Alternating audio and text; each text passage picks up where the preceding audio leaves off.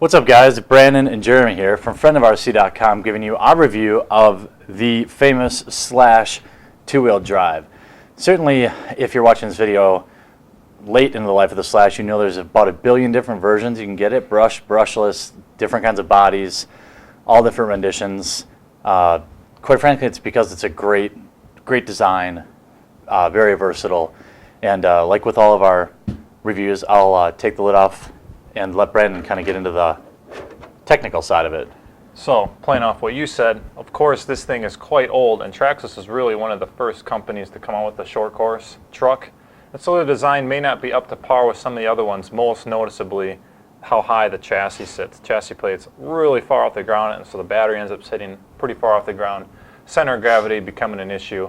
But that being said, I think they initially, because it's such a new niche product, they were going for more of a basher than a racer, and this thing does really good with bashing. It's got to be one of the strongest trucks they've made so far. Yeah, the high center certainly didn't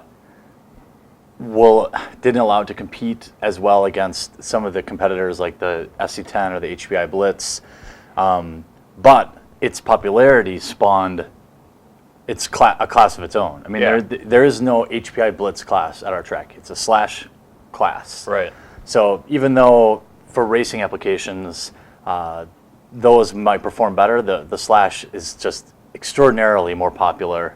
Oh yeah, very much so. With most people, yeah. So the cost of it, which is usually the next time we go into reviews, it really varies on what setup. You're looking at a brushed setup here. If you go brushless, it's a little bit more. But regardless of what electronics you kind of choose, I think it's right on par. You get an absolute ton of value with the 2.4 gigahertz remote waterproof electronics. Yeah, waterproofing, that's a big thing to speak about. Traxxas being still the only company that has a full line of waterproof, and they literally say waterproof. Now, obviously everyone knows nothing's waterproof, but Traxxas announcing that gives you the warranty to back it up. Yeah, and it's not to be confused with its evil stepbrother, water resistant, which is basically what all short course trucks are coming out saying now, which is just a bunch of baloney. I mean, anything's water resistant except for fire, maybe. But like, this is truly waterproof. This thing has been fully submerged in all of our Traxxas trucks, and really no issues. Does create a little bit of maintenance that you wouldn't otherwise do, but no big deal. Yeah, you got to treat it like a boat when you start submerging it. Yeah. Fun factor, it's a 5 out of 5 for me. Yeah, absolutely. I mean, do whatever you want with this thing. You just look on YouTube. The videos are videos of what people do, beating the crap out of them. It's just unbelievable. Like I said, still by far, and I've driven every Traxxas vehicle they make, still the strongest. It's so light. You got the full closed body. When the body's on, it protects the wheels. Huge functional bumpers. Traxxas really did it right the first time.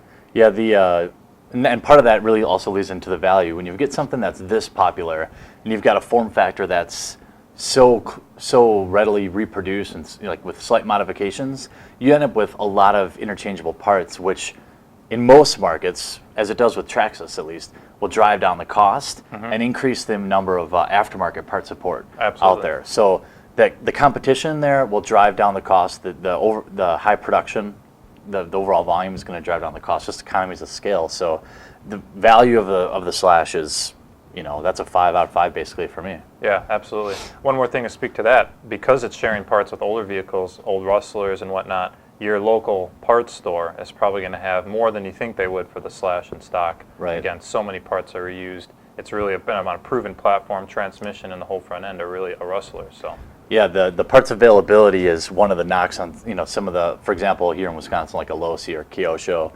It's just even the HPI really at the local hobby store. It's like more available at the track, but you're not going to walk into any hobby store like 5 minutes before they close and probably get anything other than like maybe an A-arm or anything more obscure. You're going to have trouble finding. Absolutely. But Traxxas, no issues, and therefore the last thing we really look at is the performance. And I mean, brushed, fine.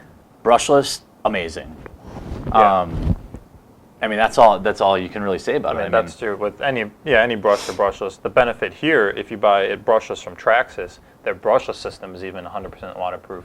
So you get that performance, that longevity that the brushless gives you, on top of keeping the truck sealed up. If you're one of those people, like here in Wisconsin, we don't have an option in winter. You're getting the thing wet or you're not driving at all. Yeah, and the Valenion system, I mean, it's been reused over and over and over again. It's, as you call it, like bulletproof. There's, we probably have 5 of them laying around here, all of them fully functional and fast as hell. Yep. The only knock maybe steering servo is generally, I just wish almost every stock like ready to run steering servo had like 25% more throw, like more power. Yeah, absolutely. Yeah, I'd say that's a common complaint, especially if you're looking to do any kind of track with this thing. You're going to throw away that stock servo. But I guess that's true. If you go on any track, you're going to be changing so much out anyway. Right on. And so then the last part of our reviews is always, going back, would we buy it again? Me personally, I would just go straight to the 4-wheel drive. But there's nothing inherently wrong with the 2-wheel drive. If I were going to race, which I'm just purely a basher, and there's a Slash class, I would probably race if I was going to race, I'd probably race a Slash in the Slash class, honestly. Yeah, I would have to agree. If you're putting yourself in other people's shoes, whether you're in someone's racing shoes or bashing shoes, you can go either way. I would buy it again as a basher, but like Jeremy said, the 4-wheel drive gives you so much more off-road capability that you might want to look at that right away. But if you're looking to get into racing, this is a very cheap, low cost of operation way to do it. Yeah, and it's also part of my opinion is like colored by where we live, the terrain that's around. There's not like a lot of dirt areas or like low grass areas that I can just go run around in the 2-wheel drive. Like you get into the high grass, it'll handle it okay, but it's gonna heat up. It's not gonna be that great if you've got some high surface. That extra power you get in a 4-wheel drive is gonna let you blast through it. But absolutely. Overall, Slash 2-wheel drive, I mean, the numbers say it all. It's a great truck.